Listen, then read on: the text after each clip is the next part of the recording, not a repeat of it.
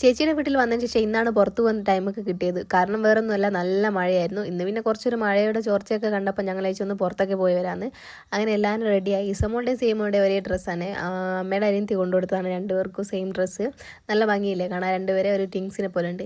ഈ ഒരു കാര്യത്തിൽ മാത്രമേ രണ്ടാക്കും നല്ല ഒത്തൊരുമയുള്ളൂ കേട്ടോ. വേറെ എന്ത് കാര്യത്തിൽ ഇവർ തമ്മിൽ അടി ഉണ്ടായാലും ഫോണിൻ്റെ കാര്യത്തിൽ ഇവർ തമ്മിൽ അടി ഉണ്ടാവില്ല. അടി ഉണ്ടായാലും അവർക്കറിയാം രണ്ടുപേർക്കും ഫോൺ കിട്ടൂല എന്നുള്ളത്. അതുകൊണ്ട് രണ്ടുപേരും ഇരുന്ന് അഡ്ജസ്റ്റ് ചെയ്ത് അങ്ങ് കണ്ടോളൂ. അങ്ങനെ ഇസമോക്ക് ഷോ ഒക്കെ ഇടിച്ചു കൊടുത്തു. പിന്നെ ഫോൺ കണ്ട ആൾ ഭയങ്കര ആക്റ്റീവാണ്. ഉമ്മയൊക്കെ വാരിക്കോരി തരുന്നുണ്ടായിരുന്നേ. സച്ചിനേട്ടൻ കൂട്ടാൻ വന്നാണ് ഞങ്ങൾ അങ്ങോട്ടേക്ക്. എങ്ങോട്ടൊക്കെ പോകുന്നതെന്ന് ചോദിച്ചാൽ ഏച്ചിയും സച്ചിനേട്ടനും കൂടി ഒരു സ്ഥലം വാങ്ങിയിരുന്നത്. ഞങ്ങൾ ഇതുവരെ അതൊന്നും കണ്ടില്ല. അപ്പോൾ വിചാരിച്ചു അതൊക്കെ പോയെന്ന് കാണാം, ഇവിടെ വരുമ്പോഴേ ഇതൊക്കെ കാണാൻ പറ്റും. ഇവിടെ എത്തിയപ്പോൾ ഭയങ്കര ഭീകരാവസ്ഥയായിരുന്നു കേട്ടോ. മൊത്തത്തിൽ കാട് പിടിച്ച് കിടക്കുകയായിരുന്നു. പിന്നെ കുറേ ബബ്ലൂസ് ഉണ്ടായിരുന്നു കേട്ടോ. പക്ഷെ പറിക്കാനൊന്നും അതിലെ പിഞ്ചാണ്.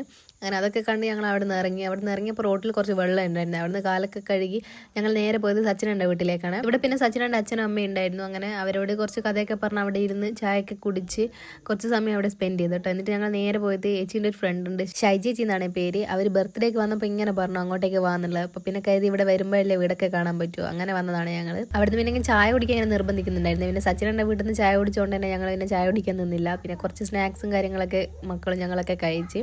പിന്നെ ഭയങ്കര സ്നേഹമായിരുന്നു കേട്ടോ അവർക്ക്. ഇന്ന് എന്താണെന്നറിയില്ല, മഴ കുറവായിരുന്നേ. അതുകൊണ്ട് തന്നെ സുഖമായിട്ട് എല്ലാവരുടെയും പോയി വരാൻ പറ്റി.